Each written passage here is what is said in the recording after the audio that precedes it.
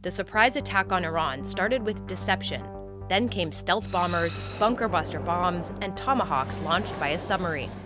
The U.S. military carried out massive precision strikes on the 3 key nuclear facilities in the Iranian regime. Throughout the mission, we retained the element of surprise. Here's how the mission unfolded and how the Pentagon's deliberate misdirection helped keep the attack under wraps. Early Saturday morning, 2 B-2 bombers left their base in Missouri and began heading west toward the Pacific. Flight trackers quickly picked up clues about the trip, Mighty 2-1, contact Mighty 1-1, Salt Lake Center. including refueling operations out of Oklahoma, then California, then Hawaii. A defense official confirmed the movement to the Journal, and news outlets quickly began reporting on the B-2's moves west. B-2 stealth bombers have been moved to the Pacific. Those multiple B-2 stealth bombers are in fact headed towards Guam. There were indications that the bombers could be heading to a staging base at Diego Garcia or Guam, giving Iran the impression that a potential strike could be days away. As that was happening, another group of B-2s left Whiteman and headed east. The main strike package, comprised of 7 B-2 Spirit bombers, each with 2 crew members, proceeded quietly to the east with minimal communications. According to the Pentagon, around 5 p.m. Eastern Saturday, which is 12:30 a.m. Sunday in Iran, a submarine in the Middle East fired the first shots, launching more than 24 Tomahawk missiles. They wouldn't land until after the last bombs were dropped.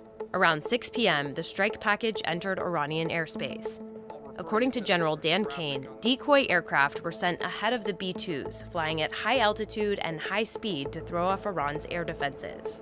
As the strike package approached Fordow and Natanz, U.S. fighter jets fired against any potential Iranian threats.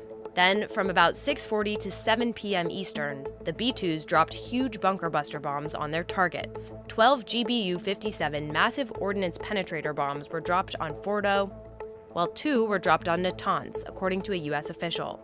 Shortly after that, the Tomahawk missiles struck Isfahan, and the strike package exited Iranian airspace to return home. This was the largest B-2 operational strike in U.S. history and the second longest B-2 mission ever flown, exceeded only by those in the days following 9/11. In one night, the U.S. used 3/4 of its believed stockpile of this type of bunker buster bomb. But did it accomplish the goal of setting Iran's nuclear program back? The UN Atomic Energy Agency chief said it's unclear. 400 kilograms of 60% uranium are there, and Iran has made no secret that they have protected this material. Satellite images show damage to the 3 sites, but experts say more information is needed to assess the status of Iran's potential nuclear capabilities. For example, Iran's stockpile of enriched uranium is stored in cylinders and is fairly mobile. If Iran moved it before the attack, or if it stayed intact, Iran could reconstitute its program fairly quickly. And if the country's centrifuges somehow survived, that would also be key. Vice President Vance signaled on television that Iran's stockpile of enriched uranium is still intact. We're going to work in the coming weeks to ensure that we do something with that fuel, and that's one of the things that we're going to have conversations with the Iranians about. But enriching uranium up to the point of a nuclear weapon, that is what the president put a stop to last night. Knowing the extent of the damage may only be possible if international inspectors can access the sites, but it could be weeks before they are able to or even allowed to.